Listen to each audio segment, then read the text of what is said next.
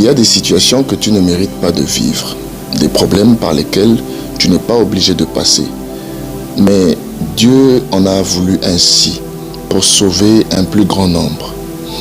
Il y a une histoire très intéressante, celle du Seigneur Jésus, que tu peux parcourir dans le livre des Hébreux, au chapitre 2, à partir du verset 14 jusqu'au verset 18. La Bible dit qu'il était bien obligé de se rendre semblable à ses frères. Il a été rendu semblable à ses frères afin qu'il puisse, par sa vie à lui, faire expiation du péché. Ça, c'est une situation assez compliquée à expliquer. Je vais te le dire de façon de plus simple. C'est-à-dire qu'il a dû vivre la mort pour que, par la mort, il ait la victoire. Non seulement sur la mort, mais aussi sur celui qui en détient le pouvoir, c'est-à-dire Satan.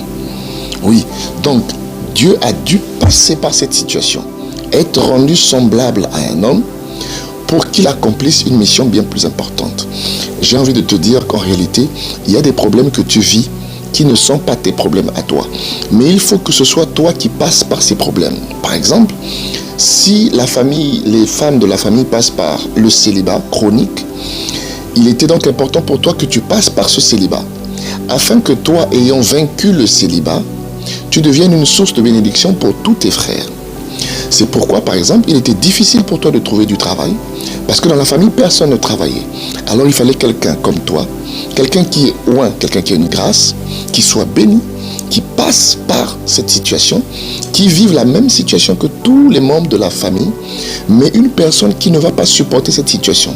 Une personne qui va dire non, je pense que je suis béni et je ne peux pas mourir.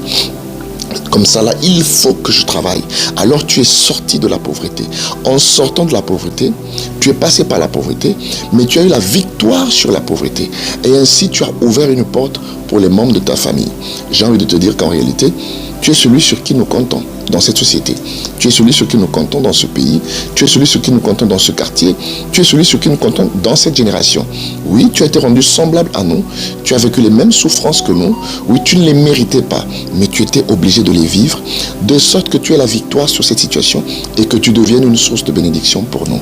Oui, tu pourras aussi lire le livre d'Apocalypse au chapitre 1, le verset 18, qui dit que voici, je suis vivant, mais j'étais mort.